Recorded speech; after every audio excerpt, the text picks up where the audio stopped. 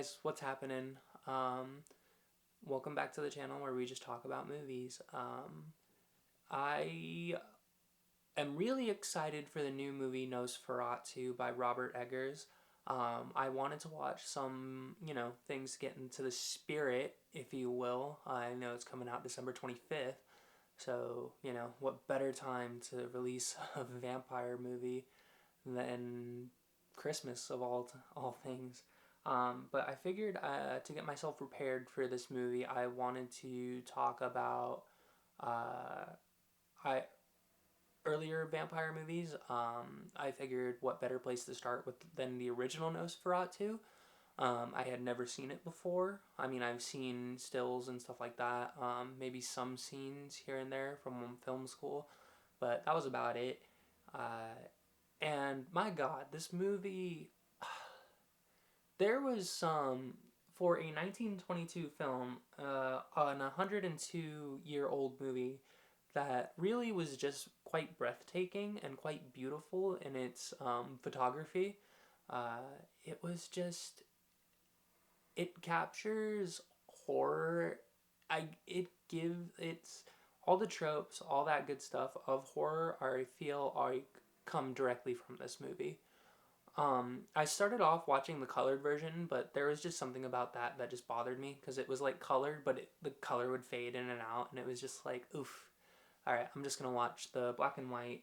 Just gonna keep it classic, and yeah. So a little bit of history. This movie um, is a adaptation of Bram Stoker's Dracula. The novel, they didn't have the rights to it, so they had to call it Nosferatu. So, um, in the original movie, the title cards, it does say that he's Dracula, but they changed it to Count Orlok because I believe it was Bram Stoker's wife. Basically, it was like you can't do that. I'm gonna sue the shit out of you, and she sued him and basically won. And almost this movie was almost all the prints were almost all burned, and so it's like crazy that we even have this movie because that's what the settlement was just to delete the movie. But yeah, it's just kind of crazy. So Dracula's Nosferatu, um, and instead of Count Dracula, it's Count Orlok. And this movie is German, a German expressionist film, excuse me. Um, and like I said, it's so pretty. There are certain scenes where I was pretty mesmerized. Two or three that come in to mind in particular are um, when what is her name? What is her name? Uh, when Ellen, played by Greta Schroeder, is on the beach and you just see these crosses surrounding her. It's just something about that was so beautiful and so moving. The wind's blowing on the beach and she's just sitting there really, and it's just something that's really really cool. And then when Max Shrek is in the makeup for Count Orlok. I mean, he's ugly, he's gross, he's pretty disgusting looking, honestly. No offense to him, but he's terrifying. Like, if I saw that at night, I think I would, like, shit my pants, no lie. Um, but there's this scene in when he's on the Demeter. I can't remember what the ship was called in the film, but he's just walking across where the under part of it is, and he's just walking and his like nails are super long and just kind of disgusting, but he was so mesmerizing to watch, just the way he walked and the way he moved. And then the last one that comes to mind was probably one of the most iconic shots in horror. Was not saying that one wasn't, but when he's just walking up the stairs and you see the silhouette of him walking towards Ellen's room, it was like unsettling, and it was such a good movie. I don't really particularly watch silent films, won't lie.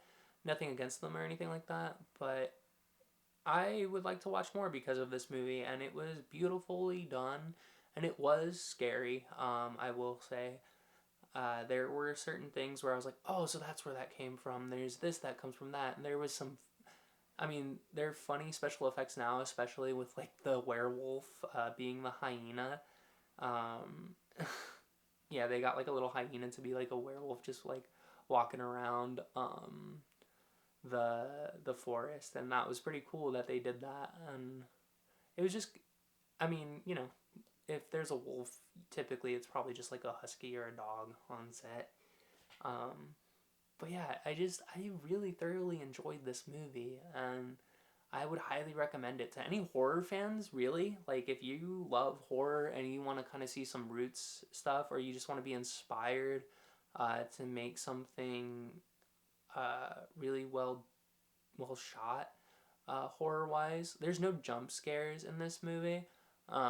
Not saying that you really could do a jump scare back at that time. I'm sure there was jump scares, but it's all just movement, and it's all just the photography, the cinematography. Excuse me. Well, they call it photography in the movie, but yeah.